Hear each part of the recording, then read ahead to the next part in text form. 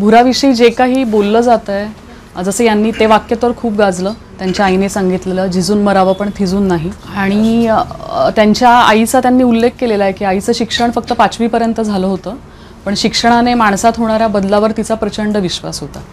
आणि त्यामुळे अख्ख्या पुस्तकात आपल्याला जाणवतं की कितीही आर्थिक प्रॉब्लेम्स असले तरी त्यांच्या आईने कधी त्यांना असं सांगितलेलं नाही की तू शिक्षण सोड आणि आत्ता तू अर्थार्जन करायला सुरुवात कर.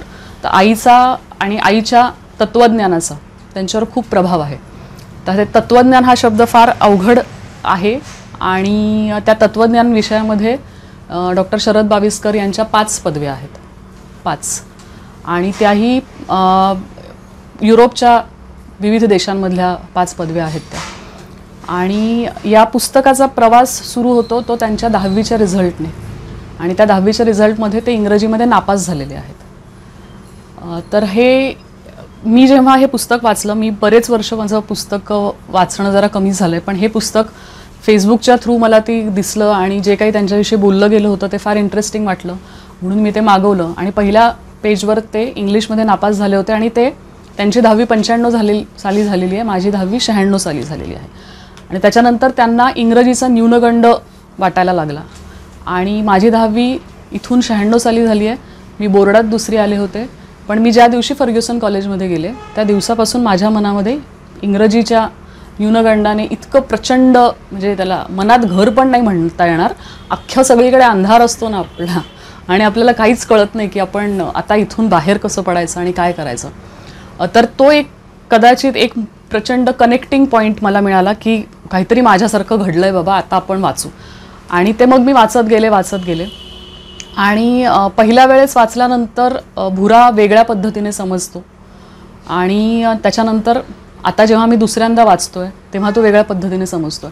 तर इंग्रजीविषयीचा न्यूनगंड जो आहे त्याच्याविषयी त्यांनी बरंच लिहिलेलं आहे की आज आता समजा खेडमध्ये महात्मा गांधी विद्यालयामध्ये किंवा शेठ केशरचंद पार्कमध्ये आम्हाला ज्युनियरपासून इंग्रजी होतं, कदाचित जिल्हा परिषदांच्या शाळांमध्ये तेव्हापासून नसतं. आणि मग ती मुलं 5वी नंतर आपल्याकडे आल्यानंतर त्यांना ABCD पासून सुरुवात करायला लागते.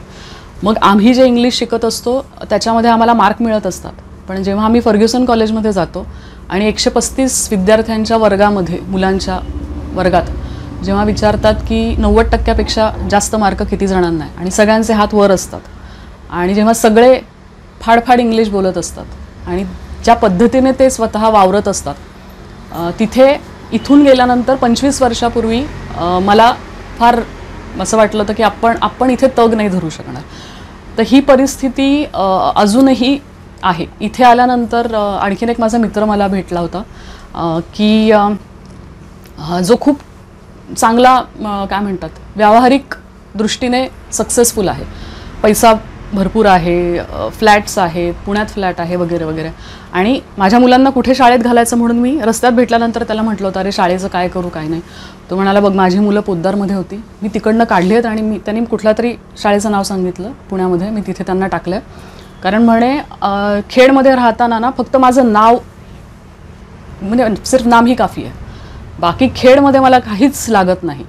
पण मी जेव्हा माझ्या काही प्रोफेशनल मीटिंग्सला जातो आणि जेव्हा मला त्यांच्याशी कम्युनिकेट करता येत नाही त्यावेळेस मला जाणवतं की नाही अरे हे काय म्हणतात काहीतरी वेगळ्या पद्धतीचं शिक्षण असायला हवं आहे. तर हे त्यांनी त्याच्यातून ते बाहेर कसे आले इंग्लिशच्या न्यूनगंडातून, की पहिल्या वेळेस ते फेल झाले आणि दुसऱ्या अटेम्प्टला तेव्हा त्यांच्या आईचं वाक्य आहे की तू असा एकदम झिजून मरून जाऊ नको, प्रयत्नच नाही केले आणि थिजून मरून जाऊ नको की मी घाबरलो आणि आता मी काय करू, आणि तू प्रयत्न कर आणि पुढे जा. आणि त्याच्यानंतर त्यांनी इंग्रजीमध्येच ग्रॅज्युएशन केलेलं आहे आणि मग ते त्याच्यातून पुढे गेलेत. आणि आता तुम्हाला आल्यानंतर कळेलच 21ला तुम्ही याल की त्यांना आत्ता 8 भाषांवरती त्यांचं प्रभुत्व आहे.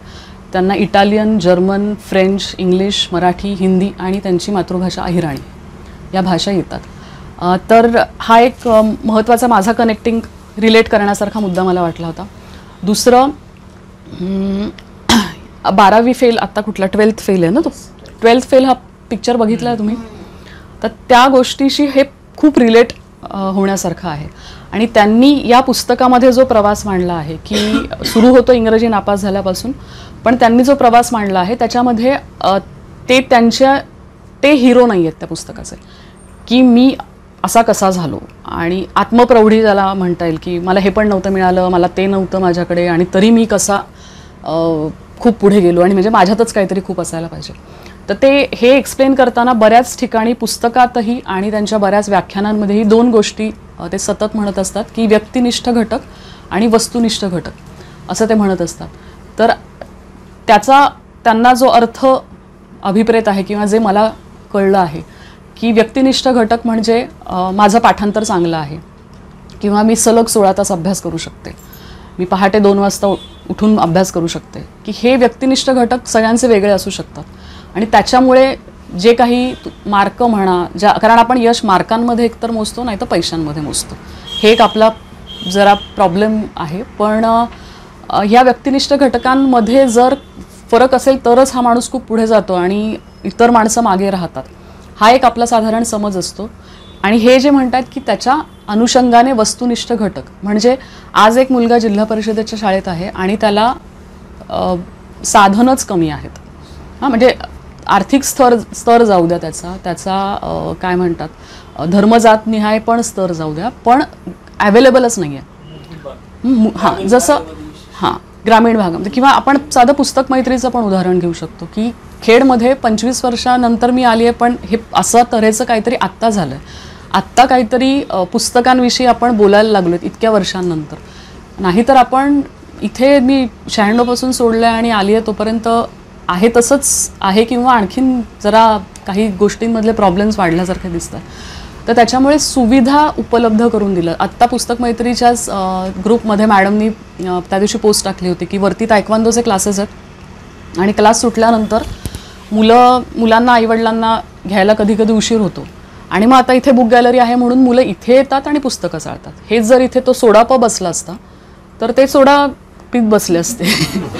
तर त्याच्यामुळे तुम्ही मुलांपुढे काय देताय, आणि ही कोणाची तरी जबाबदारी आहे, ही शासनाची आहे, कुठल्या पक्षाची आहे, व्यवस्थेची आहे, हे काय आपण अख्खं विचार करायला नको, पण ही कुणाची तरी जबाबदारी आहे की ह्या गोष्टी सगळीकडे सारख्या उपलब्ध करून दिल्या तर 2 मुलं आपण कम्पेअर करू शकू. एक मागे खूप दिवसांपूर्वी एक ना फेसबुकवरती व्हिडिओ बघितला होता मी, आपल्या इकडचा नाही आहे तो, खूप मुलं मुली असे लाईनमध्ये उभे आहेत, एका लाईनमध्ये उभे आहेत, आणि मग प्रश्न विचारला जातो की कुणाचे म्हणजे काय म्हणता येईल आपल्याला, कुणाकुणाचे वडील जिवंत आहेत अजूनही, मग काही मुलं पुढे जातात, मग कोणाकोणाचं आर्थिक उत्पन्न इतकं आहे, मग काहीच मुलं आणखीन पुढे जातात.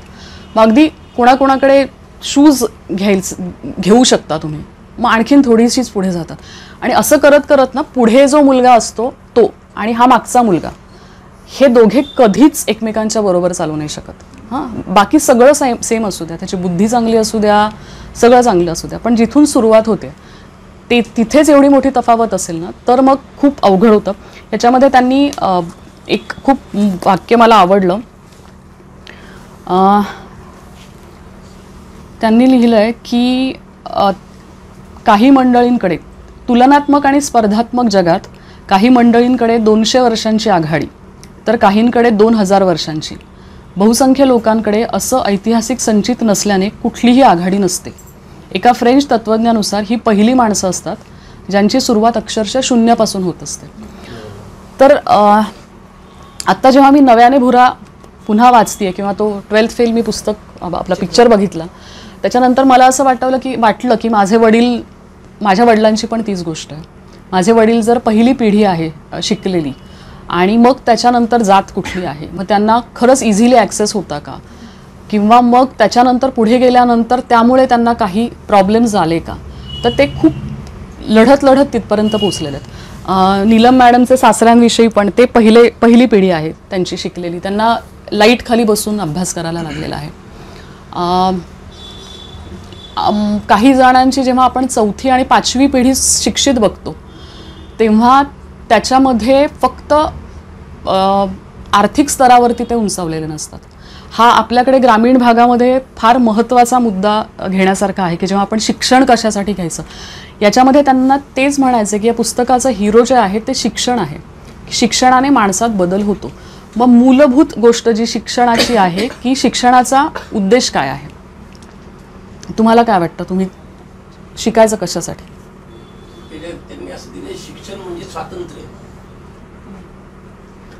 सांस्कृतिक आणि सामाजिक जे आहे ते त्यातून स्वातंत्र्य मिळालं पाहिजे. हो, आपण शिकतोय ते आपण का शिकतोय, म्हणजे ग्रॅज्युएशन घेतोय किंवा काय, फक्त नोकरीसाठी, पैसा मिळवण्यासाठी. एक्झॅक्टली.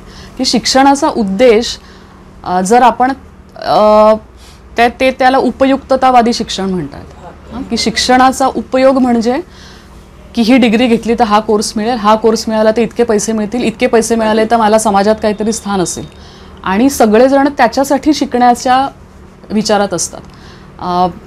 मी जेव्हा 10वीमध्ये मेरिटमध्ये आले तेव्हा मला आर्ट्स घ्यायचं होतं, आणि मग सगळेजण की आर्ट्स म्हणजे तर म्हणजे त्याला काही बिघडणार, अभ्यासाची बैठक नाही राहणार, आणि हे काही बरोबर नाही आहे. आणि मग सायन्स घेतलं. मग सायन्स घेतल्यानंतर सुद्धा हे तर म्हणजे हे आपल्या घराघरात होणारे विषय आहेत, की मला मराठी खूप आवडत होतं, आणि मी माझ्या वडिलांना म्हटलं की मला म्हणजे आता आर्ट्स तर नाही घ्यायचं ठरलं आहे, तर 11वी 12वीला मला मराठी घेऊ द्या. ते म्हणाले नाही, संस्कृत जास्त स्कोरिंग आहे. तर मी म्हटलं तर सगळं काय फक्त स्कोरिंगसाठी नाही करू शकत, म्हणजे करायचं असतं का, हा मी त्यांना प्रश्न विचारला होता. तर आपल्याकडे शिक्षण हे खूप आपण त्याला इतक्या एवढ्याशा ह्याच्यात घट्ट बांधून ठेवून बघतोय, आणि याचे दुष्परिणाम असे होत आहेत ना की आपल्याला वाटतं की शिकलं की नोकरी मिळणार आहे, नोकरी मिळाली की पैसे मिळणार. मग समजा आज कुणाच्या तरी वडिलांचा हॉटेलचा धंदा आहे, गल्ल्यावर खूप पैसे येतात, त्यांच्या मुलांनी शिकावं की शिकू नये? त्यांना ती गरजच वाटत नाही आहे. कन्स्ट्रक्शनच्या बिझनेसमध्ये जर आज कोणीतरी आहे, त्यांच्याकडे अशा गाड्या घोड्या, म्हणजे काय शिकून काय करायचं? हा एक खूप कॉमन आपल्याकडे रूढ होत चाललेला अर्थ आहे की शिक्षण जर पैशासाठी आहे, आणि जर आमच्याकडे पैसे आहेत तर मग कशासाठी शिकायचं? त्यांना त्याच्यामध्ये प्रगती करण्याची आस दिसत नाही. आणि त्यांनी आणखीन एक खूप छान हे केलं आहे, तुम्हाला ते सापडायला हवं, की टाइमपास म्हणून शिकणं हे परवडणारं नव्हतं. त्यांनी जे इथे काय म्हणतात, आपल्याला जर शिक्षणाचा ॲक्च्युअल उद्देश कळला नाही ना, त्यांनी आई त्यांची मोलमजुरी करून पैसे कमवते, त्यांच्या वडिलांचं आयुष्य खूप जास्त म्हणजे ॲज अ चाइल्ड वडील जेव्हा लहान होते तेव्हा त्यांच्या आयुष्यात खूप जास्त उतार चढाव आले, आणि त्याच्यामुळे ते सायकोलॉजिकली त्या गोष्टींना कोपअप करू न शकल्याने, आणि या सगळ्यामुळे आई सगळं करत होती. आणि ते हे लिहित आहेत की स्वतःच्या पोटाला चिमटा देऊन आम्हाला लहानाचं मोठं करत होती. आम्हाला या परिस्थितीची जाणीव नेहमी होती, म्हणून आम्ही सुद्धा अगदी लहानपणापासून मजुरीची कामं करायला लागलो. दुसऱ्यांच्या शेतात कधी कपाशी वेचायला, कधी भुईमूग उपटायला, कधी शेतातील कचरं वेचायला, तर कधी ज्वारी बाजरी कापायला जात असत. अशा परिस्थितीमुळे आम्हाला कल्पना होती, एकतर कामधंदा करून आईला मदत करणं, नाहीतर प्रामाणिकपणे शिक्षण घेऊन काहीतरी सिद्ध करणं, हे दोनच पर्याय समोर होते. शिक्षण म्हणजे टाइमपास हा तिसरा पर्याय आमच्यासाठी कधीच उपलब्ध नव्हता, कारण आई काबाड कष्ट करत असताना टाइमपास करणं म्हणजे पाप केल्यासारखं वाटायचं. तर हे आपण जर विचार प्रत्येक वेळेस केला की शिकतोय ते कशासाठी, तर त्याच्याने कदाचित आपल्या सगळ्या सांस्कृतिक कल्चरमध्ये फरक पडू शकतो. दुसरं आणखीन हे जेव्हा म्हणतायत की पहिली माणसं ज्यांची शून्यापासून सुरुवात होते, तर त्यांचे जर इंटरव्ह्यूज ऐकले ना, तर त्याच्यामध्ये ते सांगतायत की वेगळ्या वेगळ्या प्रकारची भांडवलं असतात. ठीक आहे, तर आज जर आपण शिक्षित आहोत तर आपल्याकडे ते शैक्षणिक भांडवल आहे. आज माझ्याकडे एक डिग्री आहे, क्वालिफिकेशन आहे, आणि याच्या जोरावरती मी इथे पण प्रॅक्टिस करू शकते, मी दिल्लीत जाऊन पण प्रॅक्टिस करू शकते, मला बाकी काही लागणार नाही आहे. तर हे एक शैक्षणिक भांडवल आहे.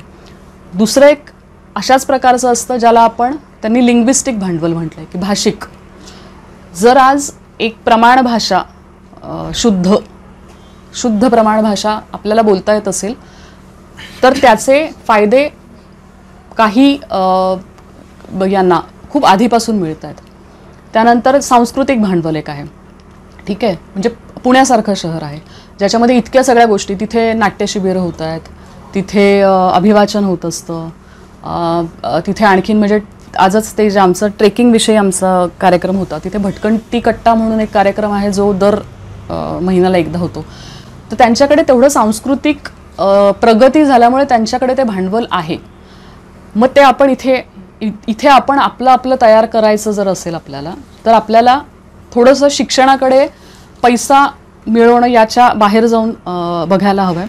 दुसरं एक त्यांचं मला खूप जास्त आवडला हे आहे की त्यांना जसं आईच्या कष्टांची जाणीव आहे असं म्हणालेत ते, तेव्हा ते हे पण म्हणतायत की प्रत्येक माणसाला जर आईवडिलांनी त्यांच्यासाठी किती कष्ट केलेत हे समजावून सांगण्यासाठी एखाद्या बाबा गुरुची, स्वाध्यायाची, बैठकीची जर गरज लागत असेल तर मग माणूस म्हणून आपण खरंच विचार करतोय का.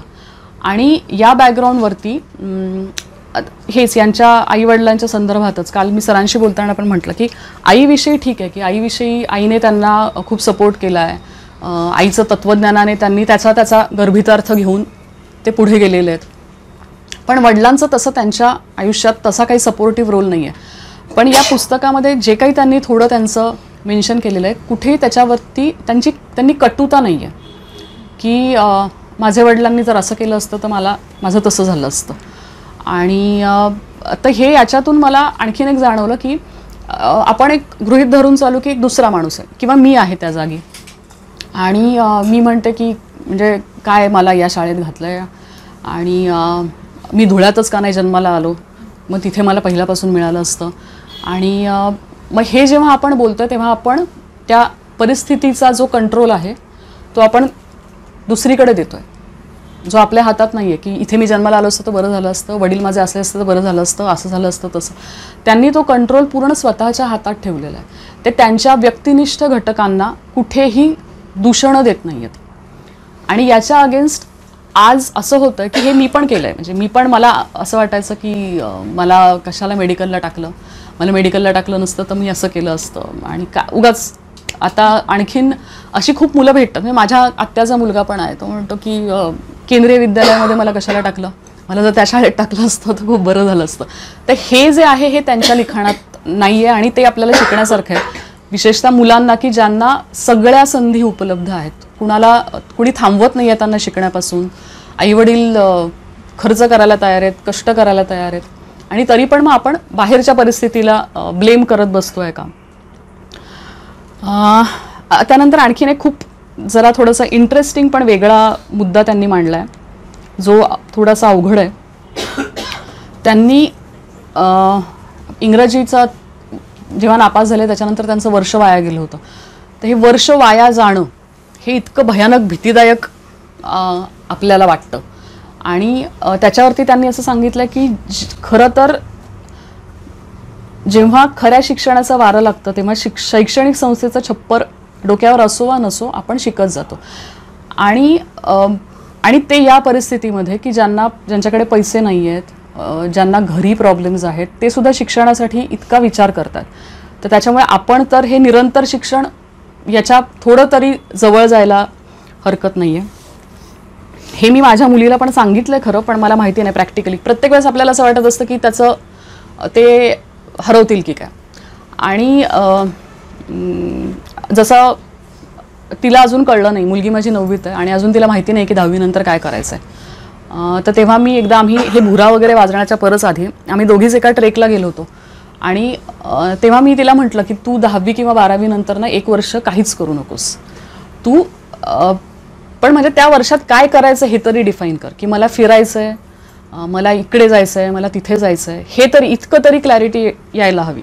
तू एक वेळ काय म्हणतात स्ट्रीम निवडू नको की इंजिनिअरिंग करायचं आहे का मेडिकल करायचं आहे का काय करायचं आहे, पण निदान हे माझ्याकडे वर्ष आहे, जर नाटकात इंटरेस्ट आहे तर 3 महिने जाऊन नाटक करणाऱ्या लोकांबरोबर राहून ये, गाण्यात इंटरेस्ट आहे तर हे कर ते कर. हे खरं मी म्हटलं तिला, पण ती जी धाकधूक असते की अरे पटापट जुंपलं तर बरं होईल, इकडून काढलं तर तिकडे टाकू, तिकडून काढलं तिकडे टाकू, आणि आपण त्यांना वेळच नको देऊया काहीच विचार करायला.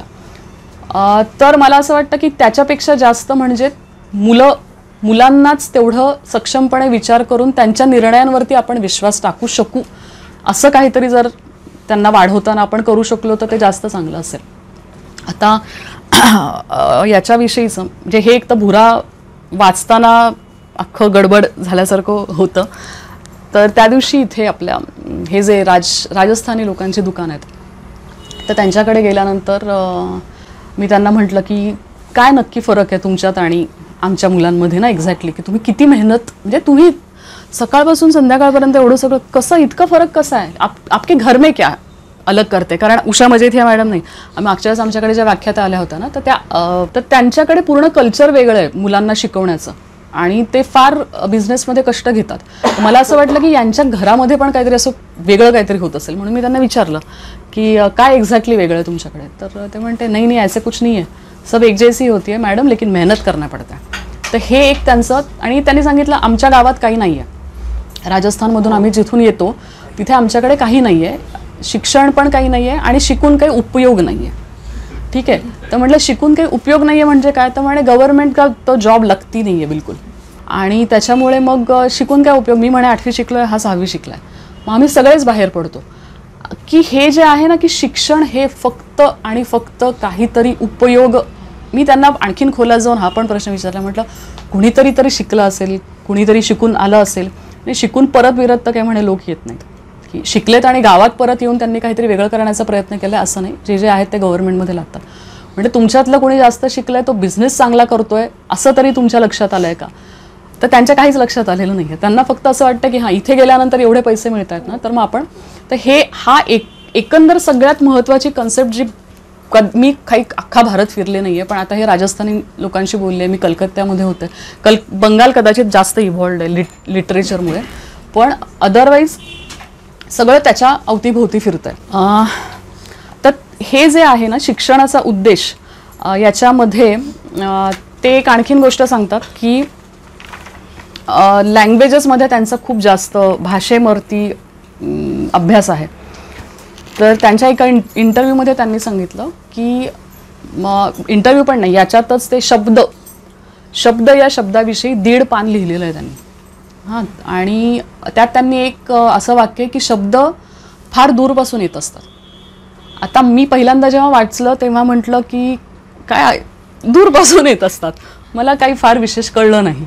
नंतर त्यांच्या इंटरव्ह्यूमध्ये आनंद नाडकर्णी सरांबरोबर, डॉक्टर आनंद नाडकर्णींबरोबर त्यांचा इंटरव्ह्यू, त्याच्यामध्ये पण ते म्हणाले की शब्द फार दूरपासून येत असतात, तरीही मला काही कळलं नाही.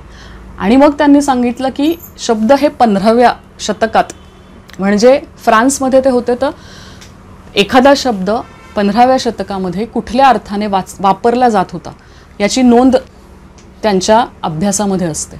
आणि मग तो शब्द कसा इव्हॉल्व्ह होत गेला, ते शब्दाचा अभ्यास असा करतात. आणि आपण शब्दाचा अभ्यास असा करतो की याचा अर्थ हा, याचा अर्थ हा. जर आपण इतकं सुपरफिशियल अभ्यास करणार असू, एकूणच म्हणजे संस्कृती आणि समाज म्हणूनच जर आपण इतक्या प्रचंड सुपरफिशियल अभ्यास करणार असू, तर मग थोडंसं अवघड आहे. तर काहीतरी वेगळ्या विचार या पुस्तकातून कदाचित सगळ्यांना मिळेल असा एक त्यांचा उद्देश आहे. दुसरा आणखीन एक त्यांनी तत्त्वज्ञानाविषयी ते म्हणतात की फ्रान्समध्ये 12वीच्या लेवलला तत्त्वज्ञान हा विषय असतो. आणि तत्त्वज्ञानाचं एक आणखीन त्यांचं खूप छान हे आहे, एक फेसबुक लाईव्ह केलं होतं, त्याच्यामध्ये त्यांनी 4 शब्दांचा अर्थ सांगितला आहे. ज्ञान म्हणजे काय, विज्ञान म्हणजे काय, तंत्रज्ञान म्हणजे काय आणि तत्त्वज्ञान म्हणजे काय. तर त्याच्यात ते ज्ञान म्हणजे म्हणतात की जे तुम्ही तुमच्यासाठी मिळवता, जे तुम्हाला तुमच्या स्वतःच्या काय म्हणतात प्रगतीसाठी आवश्यक वाटतं, ते ज्या वेळेस तुम्हाला उत्तर देता येतं की मी हे का शिकतोय, म्हणजे याचा उपयोग काय, हे जर तुम्हाला उत्तर देता येत असेल तर ते ज्ञान नाही. उपयोग म्हणून जर तुम्ही एखादी गोष्ट शिकत असाल तर त्याला ज्ञान नाही म्हणता येणार, ते तंत्रज्ञान झालं. विज्ञान म्हणजे ते म्हणतात की विशिष्ट ज्ञान, एखाद्या गोष्टीविषयी आपण खूप डेप्थमध्ये जाऊन एखाद्या याचा अभ्यास करतो, ते विज्ञान. तंत्रज्ञान म्हणजे जी गोष्ट मानवनिर्मित आहे त्या गोष्टींचा अभ्यास, मग ती अगदी चाकापासून पेन्सिल पेनपासून बुलेट ट्रेनपर्यंत. आणि तत्त्वज्ञान म्हणजे ते म्हणतात की या सगळ्या गोष्टींचा एकमेकांशी जो परस्पर संबंध आहे, एकतर या गोष्टींचा परस्पर संबंध आहे, हेच थोडंसं आपल्याला अवघड जातं समजायला. कारण आपल्याला असं वाटतं की सायन्स घेतलेला माणूस आहे म्हणजे प्रचंड हुशार आहे, डॉक्टर झालेत म्हणजे प्रचंड हुशार आहेत, यांनी आर्ट्स केलं आहे म्हणजे आधीच यांना काही फार येत नव्हतं म्हणून त्यांना आर्ट्स घ्यावं लागलेलं आहे. मग आता हेच आपण मेडिकल फील्डमध्ये गेल्यानंतर त्या वेळेसची जी काही टॉप, म्हणजे MBBSला झालं आपलं, त्याच्यापुढे मग जर मेरिट रेडिओलॉजीला हाय जात असेल, मग रेडिओलॉजिस्ट झालाय का हा, म्हणजे मग हा फार हुशार आहे. आणि मग ज्याने आवडीने सायकॅट्री घेतलं असेल, किंवा आमच्या ह्याच्यामध्ये आणखीन एक विषय प्रिव्हेंटिव्ह सोशल मेडिसिन, म्हणजे त्याला बिचारायला तर कोणीच विचारत नाही. पण जर कोणी आवडीने हा विषय घेतला असेल तर तो म्हणजे तो मूर्खच, म्हणजे त्याला काही येत नसणार आणि ढ असेल म्हणून त्यांनी तो घेतला. तर हे अशा प्रकारचं आपल्याकडे एक साधारण समज असतो. आणि ते म्हणतात की तत्वज्ञान या सगळ्या गोष्टींना एकत्रितपणे बघतं आणि सगळ्या शाखांचा एकमेकांशी काय संबंध आहे या पद्धतीने ते विचार करत असतं. तर आता हे थोडंसं प्रत्येक वेळेस मी जेव्हा वाचते तेव्हा तात्पुरतं मला कळतं आणि नंतर मला परत थोडं अवघड जातं. तर हे थोडं सोप्या पद्धतीने समजा सांगायचं झालं तर समजा माझ्याकडे एक पेशंट आले आहेत आणि त्यांना डोळ्याला काहीतरी त्रास होतोय आणि मी त्यांचा डोळा बघितला आणि त्या डोळ्याला ते औषध दिलं. सेम कंप्लेंट घेऊन माझ्याकडे दुसऱ्या कुठल्या तरी प्रोफेशनचा माणूस येतोय. तर ह्या सगळ्या गोष्टींचा एकत्र समग्र आपण जर विचार करू ना की सगळ्यांचं एक सेम उत्तरं सगळ्यांची सेम असतील, पण जे एकत्र आपण विचार करू की सगळ्या गोष्टी एकमेकांशी रिलेटेड आहेत. जर शिक्षणाविषयी आपल्याकडे कळकळ कमी आहे तर आपली सांस्कृतिक प्रगती होत नाही आहे. तर सांस्कृतिक प्रगती म्हणजे काय, मग आपल्याकडे आपण काही चांगल्या गोष्टींसाठी व्याख्याते बोलवले तर तिथे गर्दी कमी असेल, पण आपल्याकडे दहीहंडीला गर्दी खूप होईल. ठीक आहे, तर हा जो सांस्कृतिक फरक आहे. त्याच्यानंतर म्हणजे ही त्यांची तत्वज्ञानाची शाखा इतक्या कमी वयामध्ये मुलांना ते एक्सपोजर आहे, इतक्या कमी वयामध्ये की ती मुलं त्या पद्धतीने विचार करायला शिकणार आहेत. आणखीन एक त्यांचं खूप काय म्हणतात त्याला महत्त्वाची कन्सेप्ट त्यांनी सांगितली आहे की जीवनात यशस्वी होणे आणि यशस्वी जीवन जगणे ह्या दोन गोष्टी ते म्हणतात. तर जीवनात यशस्वी होणे म्हणजे आज मार्क खूप चांगले मिळाले मला, काहीतरी माझं कामामध्ये माझं खूप प्रमोशन झालं, वॉट एव्हर, ही जी भौतिक स्वरूपाची यश आहेत. आणि तुम्ही यशस्वी जीवन जगताय का, तुम्ही स्वतः तुमचे काही तत्व आहेत का, त्यांना तुम्ही मुरड घालतायत का, याच्याविषयी ते म्हणतात. त्यांनी उदाहरण देत म्हणजे त्यांचं उदाहरण असं म्हणतात ते की जर मी मांजर बघितलं तर मी मांजराला मांजरच म्हणेन, मला घाबरवलं म्हणून मी वाघ नाही म्हणणार. तर ही जी प्रामाणिकपणा आहे तर तो तसा प्रामाणिकपणे जगणारा माणूस कदाचित भौतिकदृष्ट्या खूप यशस्वी नसेल पण तो जीवन यशस्वी जगेल. आता हे खूप जास्त आपण असं नाही म्हणता येणार की मग तत्वांशी लढत लढत तुम्ही आहे तसेच गरीब राहून मरा, असं नाही. पण एकूण की आपण आपले जे विचार आहेत त्याच्याशी आपण प्रामाणिक आहोत का. दुसरं एक मी मगाशी तुम्हाला जे सांगितलं की शब्दांविषयी त्यांनी बरंच लिहिलंय.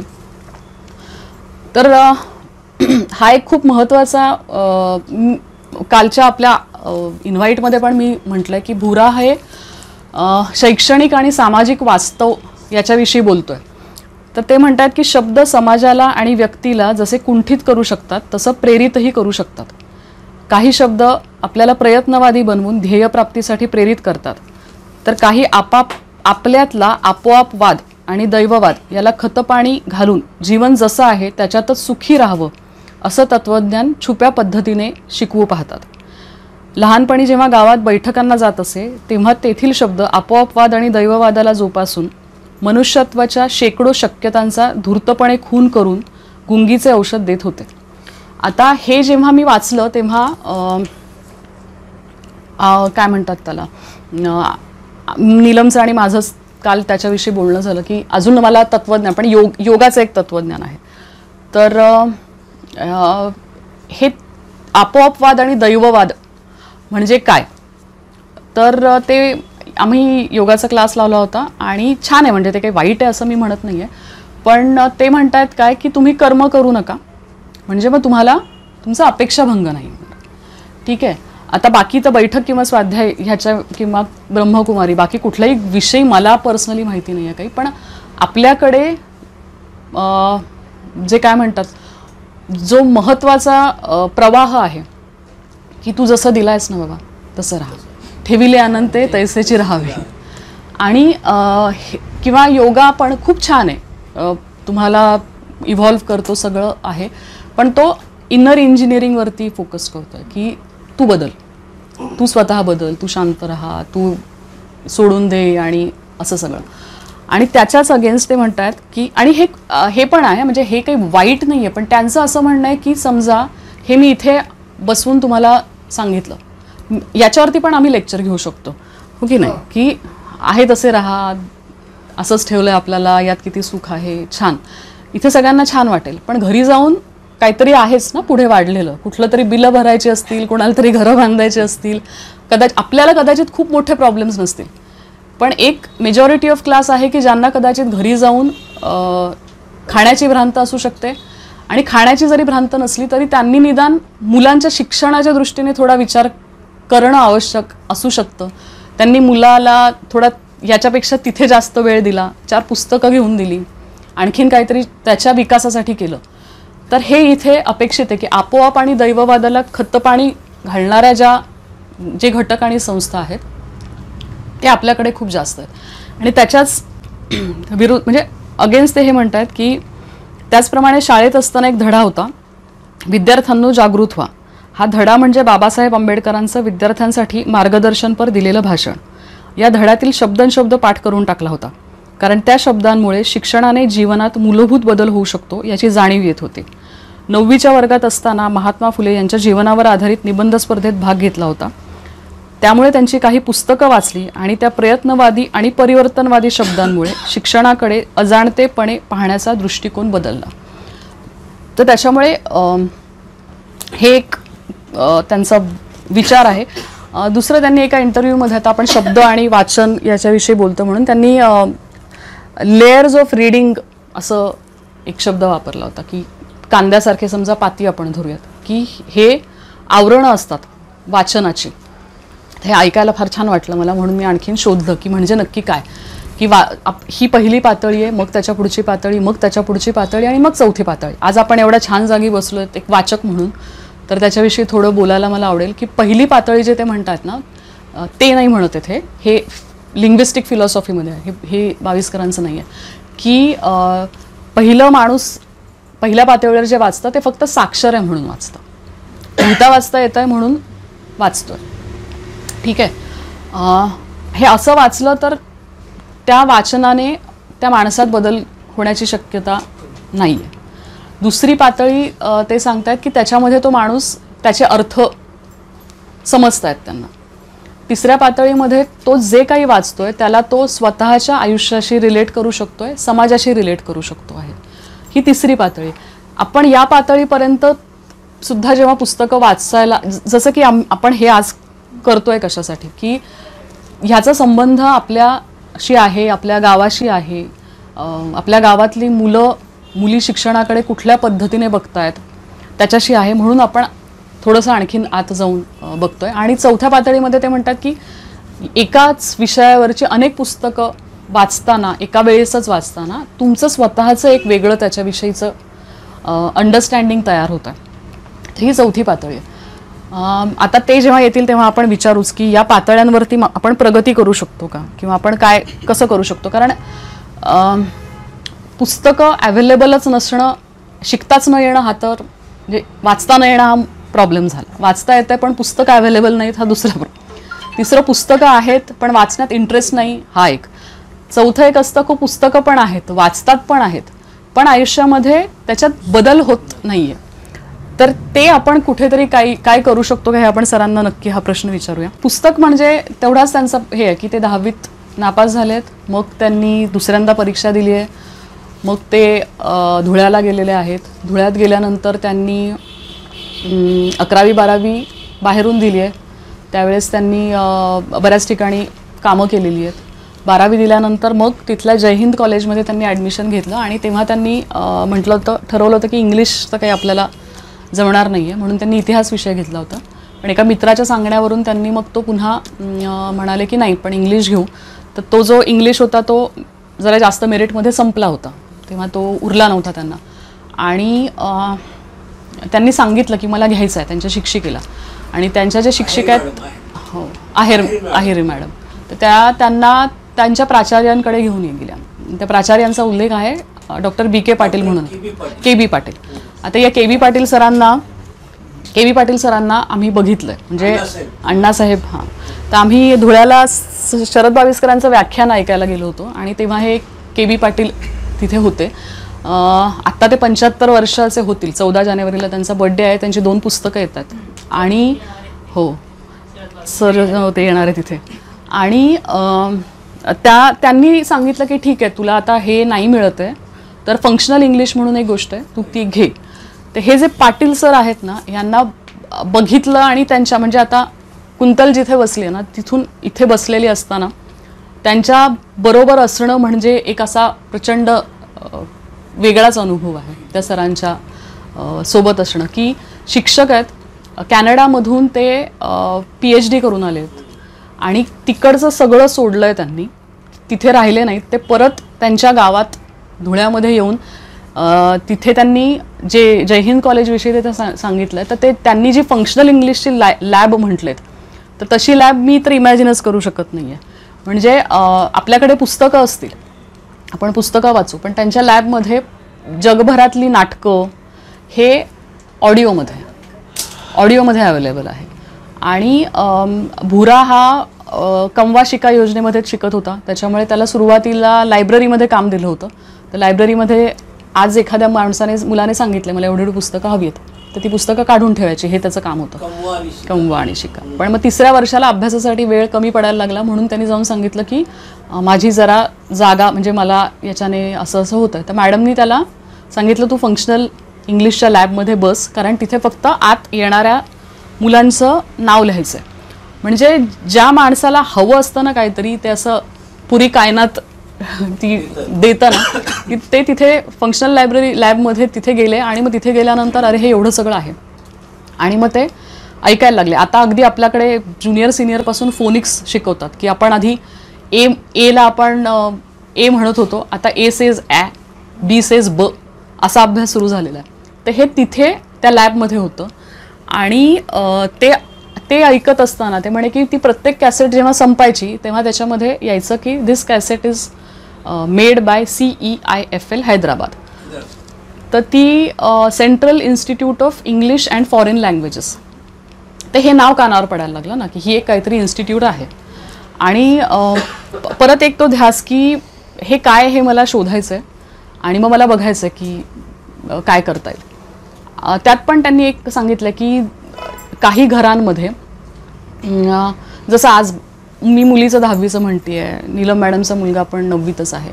आता जेव्हा आमची मुलं 10वी 12वीला जाणार आहेत ना, तेव्हा आम्ही खूप डिस्कस करणार आहोत, आम्ही ॲप्टिट्यूड टेस्ट करून घेणार आहोत. त्याच्यानंतर आम्हाला जिथे ते जातील त्या माणसांपर्यंत आम्ही त्या मुलांना पोचवू शकतो. की आता आभा भुरा वाचती आहे, त्याच्यामुळे तिला फिलॉसॉफीत इंटरेस्ट निर्माण झाला आहे. तर आता म्हणजे माझ्याकडे जी पिडियाट्रिक ऑफ्थल्मॉलॉजिस्ट व्हिजिटिंग येते, तिची बहीण MPhil PhD आहे बेल्जियममध्ये. ती म्हणाली मी तिला बोलायला देईन तिच्याशी आणि मग तिला ठरवू दे. आणि काही घरं असतात की जिथे जसा भुरा येतोय काय, म्हणजे एक तर इथपर्यंत आला हेच फार मोठं झालं. आणि गावची लोक म्हणत पण होती की 12वी करेल, कुठेतरी नोकरी करेल. बरं आता 12वीपेक्षा पुढे गेला म्हणजे कुठेतरी शिकवण्या घेईल. आणि हे काही न करता ते CEIFL ऐकलं आणि मग ते कुठे आहे आणि मग त्याच्यासाठी काय तयारी करायला लागते तो अभ्यास केला. आणि पहिल्या राऊंडमध्ये नाही मिळालं त्यांना हैदराबादमध्ये पहिल्या राऊंडमध्ये नाही मिळालं. आणि दुसऱ्या राऊंडमध्ये सिलेक्शन झालं. नाही पहिल्या राऊंडला नाही मिळालं आणि दुसऱ्या राऊंडला मिळालं पण हॉस्टेल नाही मिळालं. हां, की आता तुम्ही हैदराबादमध्ये शिकू तर शकता पण तुम्हाला राहण्या खाण्याची सोय तुम्हाला करायला लागेल. ते म्हणे की मला बाहेर राहायचं तर मला 5,000 खर्च येणार होता जो परवडणार नव्हता. आणि तेच मला हॉस्टेलमध्ये जर मी राहिलो असतो तर मग 2-2.5 हजारमध्ये माझं काम झालं असतं. तर इथे प्रत्येक वेळेस जे त्यांचं म्हणणं आहे ना की समान सुविधा, समान संधी, समान सुविधा, की आज त्यांची आर्थिक स्थिती तशी नाही आहे म्हणून हातात असताना त्यांना ते करता आलेलं नाही आहे. मग आर्थिक स्थिती का चांगली नाही आहे तर शैक्षणिक स्थिती चांगली नाही आहे. मग कधी कधी शैक्षणिक स्थिती का चांगली नाही आहे तर कधी कधी जाती व्यवस्था पण असू शकतं. तर हे इतकं इंटर रिलेटेड आहे, सगळं गुंतागुंत आहे. आणि मग त्यांनी नाही घेतलं. आणि त्या हैदराबादवाल्यांनीच त्यांना सजेस्ट केलं की लखनौला दुसरी इन्स्टिट्यूट आहे तर तुम्ही तिथे जाऊ शकता. आणि मग ते लखनौला गेले. लखनौला गेल्यानंतर त्यांनी तिथे इंग्लिशमध्येच सुरू केला होता अभ्यास. कुलकर्णी सर. कुलकर्णी सर. आणि हे लखनौमध्ये केल्यानंतर आता हे जे मी पुस्तक दुसऱ्यांदा वाचते ते मी इथपर्यंत आली आहे. लखनौमध्ये त्यांनी करताना इंग्लिश शिकत असताना त्यांच्या असं लक्षात आलं की त्यांना शिकवणारे जे शिक्षक आहेत ते त्यांच्यापेक्षा त्यांची गती जास्त आहे. आता याच्यामध्ये एक आणखीन फार महत्त्वाचं त्यांचं वाक्य ते खूप ठिकाणी बोलतात की एखाद्या शिक्षकाने कदाचित शेवटचं काय वाचलं असेल तर ते त्याचा अपॉइंटमेंट लेटर असेल. हां, म्हणजे हे त्यांनी इतकं भयानक टीका आहे, ही प्रचंड भयानक टीका आहे की रोज उठून जर तुमच्याकडून इतकी मुलं घडणार आहेत तर त्या माणसाला कायम अपग्रेड राहायला पाहिजे आहे. आणि त्यांना ते तसं वाटल्यामुळे त्यांनी दांड्या मारायला, म्हणजे त्याच्यापेक्षा दुसरं काय तर ते फ्रेंचच्या क्लासमध्ये त्यांना जायचं होतं पण त्याची फी पण 4,000 होती म्हणून त्यांना जाता नाही आलं. मग ते लपून वगैरे एकदा क्लासमध्ये गेले, मग त्यांच्याविरुद्ध समन्स निघालं आहे. आणि मग त्यांचा मित्र फ्रेंच शिकवत होता म्हणून मग ते त्याच्याकडून शिकले. नंतर आणखीन म्हणजे आणि इंग्लिशची त्यांची हे पण एक फार गंमतशीर त्यांची इंग्लिश शिकण्याची पद्धत तर फारच, म्हणजे आपण कल्पनाच नाही करू शकणार की इंग्लिश कसे शिकले असतील ते.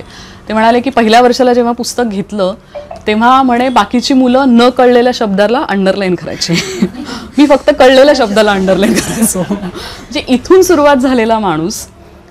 मग काय करायचं म्हणे, माझी पद्धत कदाचित शास्त्रशुद्ध नसेल पण त्या वयाच्या बुद्धीला जे पटत होतं त्यांनी अख्खी डिक्शनरी पाठ करून टाकली, म्हणजे पूर्ण डिक्शनरी पाठ करून टाकली आहे त्यांनी.